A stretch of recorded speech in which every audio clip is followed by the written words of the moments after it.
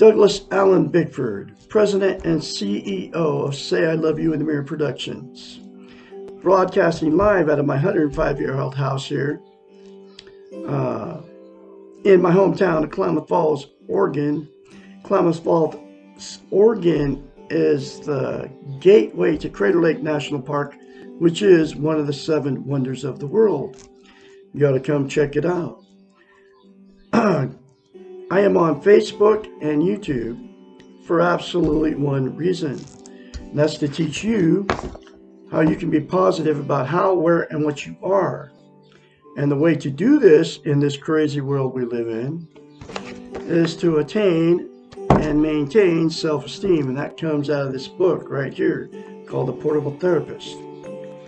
What self-esteem is, it's how you feel about yourself inside. It's also known as self-confidence, self-worth, self-love. Think of self-esteem as this way. We're all been in romantic relationships. When you first meet that person, you're bragging to all your friends, you're on cloud 9. You're like, woo, I met the love of my life. We're soulmates. God got us together on purpose. We're going to be together forever. This is what you're telling everybody. That's a really good feeling, right? I've had it.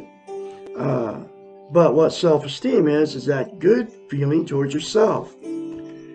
Dr. Susanna McMahon, who wrote the book, The Portable Therapist, is 73, lives in Madrid, Texas with her husband.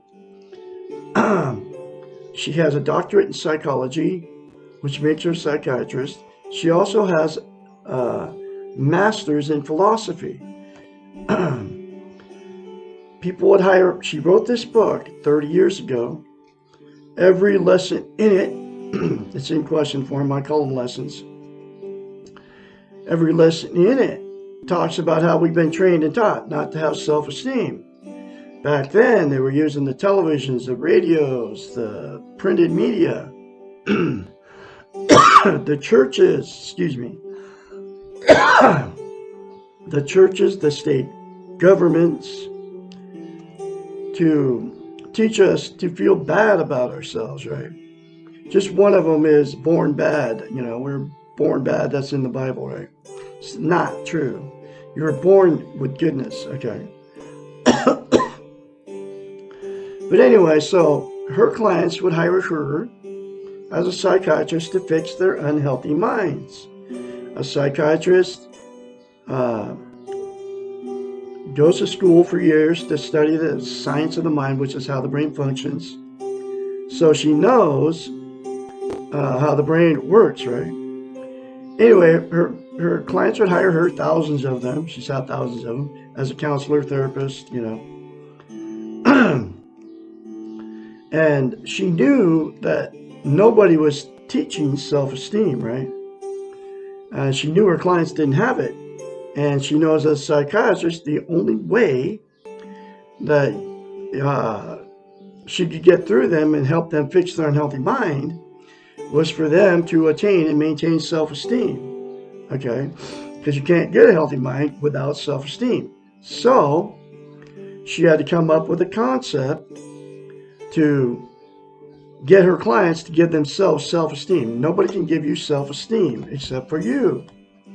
And here's that very simple concept. It's called mirror therapy. You look at yourself in the mirror, you say 4 things. Say, I love you. Say, I love my inner child. Say, I'm worthy to be loved. Worthy to love. Say, I'm full of goodness. Those 4 things to yourself in the mirror will give you self-esteem on steroids instantaneously. But to maintain that, it's like lifting weights. If you quit lifting weights, you have to start over from scratch. So, to maintain self-esteem, you have to practice it daily, like lifting weights, because it's the exact same thing for the brain. And she knew this when she came up with mirror therapy, to tell her clients to do to themselves. So it would give them self-esteem, so she could, like I said, help them fix their unhealthy minds. The reason mirror therapy is so powerful and why she came up with it is because it's a psychological event that happens in our brain. We can't lie to ourselves in the mirror. So when you get in front of the mirror every day, we all do, That's why you can very easily say or criticize or think something bad about yourself while you're in front of the mirror. We all get older and we're imperfect, so it's easy for you to say bad things about yourself or think them, right? So and the reason you can say that is because that's how you feel about yourself, okay? Because you've never been taught that you're good. It comes from all the social media, the televisions, and all that today, okay? The reason you can't say good things about yourself in the mirror, because you don't feel that way about yourself, and you can't lie to yourself in the mirror. So, the very first time you say those 4 things to yourself in the mirror, folks, you'll have to force yourself to do it. Okay? Go beyond. It's going to feel very strange and awkward, but go beyond that whole feeling and say it anyway. So, the next, the reason you can't, the reason self-esteem is so vital that you get it is you can't be content without it. And content means you feel good about how, where, and what you are. It's also known as internal peace. There are 11 things that people are using to try to be content. They are Facebook, drugs, alcohol, sex, food, gambling, television, religion, and yes, a relationship with Jesus is religion. I don't care what people say to me. Material possessions, people, or money. Those 11 things are known as externals. They're outside of yourself. They will make you feel good temporarily, but that good feeling never lasts. Okay? Just think about the alcohol buzz and the drug high, right? It makes you feel good for a moment, but as soon as you come down, you have to do more, both of those, just to feel good again, to try to be content, okay? And then the other 9 things are exactly the same thing. Just think about the television, right? You turn it on, it feels good, but then as soon as you turn it off, it doesn't feel good anymore, okay? You have to watch more TV. So, and then, like I said, the rest of all the 8 things is exactly the same. The other thing that it's so vital that you attain and maintain self-esteem is because you can't love without it, you can't be loved. So what happens is, we get ourselves, when we get in romantic relationships, we will attract exactly what we are, okay? If you have self-esteem, you'll attract somebody with it. If you don't have it, you'll attract somebody without it, okay? So once 2 people get together without self-esteem, after you move in and you marry them and all that stuff, right? And then all the everyday stuff starts happening, and then that good feeling goes away. And that's when all the fights and the arguments start, the cheating on each other, the lies, the stealing from each other, going to bars, picking up strange people to have sex with, flirting in front of your significant other, with other women or men.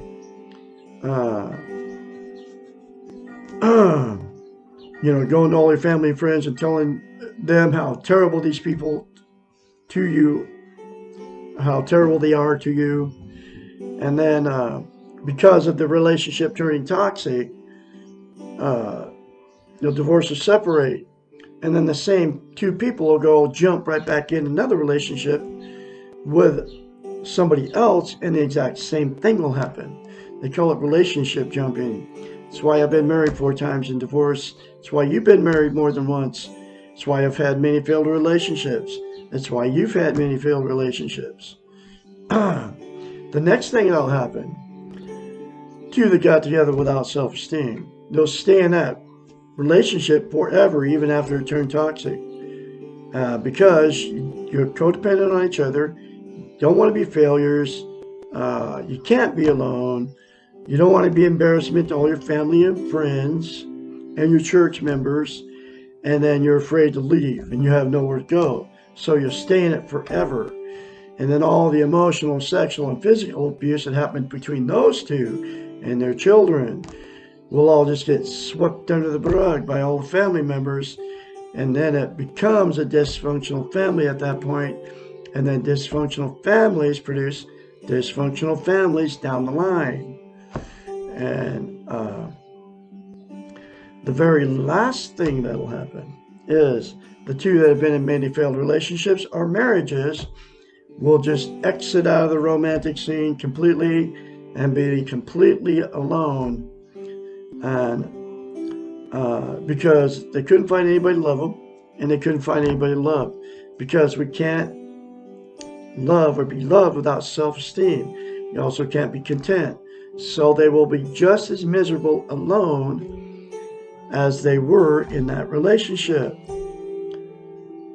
And they'll use the 11 things to try to make themselves feel content. Okay? So, my style of teaching, there is a solution, a cure for everything I just talked about. The 4 things to yourself in the mirror daily without fail by all parties, and then getting the book, The Portable Therapist, and do the many more concepts in this book. If you're in a toxic relationship and all the parties involved go through this book, it'll heal your messed up relationship. If you're in a toxic relationship and you want to change, but the other person doesn't want to, give you the strength and the courage to walk out so you won't have to be abused anymore.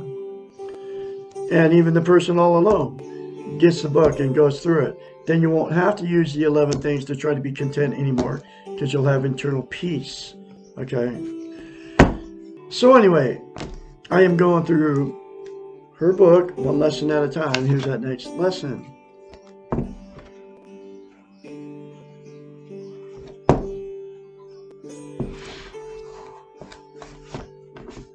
Lesson 62. What is a codependent? How can I stop being one? The term codependent developed from the field of substance abuse after counselors and clinicians became aware that the spouse of the addicted person was also sick from being over-involved with the addict and the problem. Codependents become addicted to helping or enabling role and frequently find this harder to give up than the addict giving up the addiction. A clear explanation of codependency is the following joke. On his or her deathbed, the codependent sees the other's life flash before his or her eyes. Another way to understand the concept is that the codependent means caring more for others than we do for ourselves,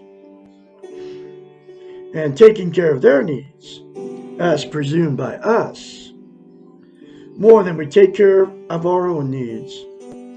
In order to do this, we must spend a lot of time dancing in others' heads in order to figure out what they need, what they are needing, what they are thinking and feeling, and what will work to change them. All our energies are focused on changing others.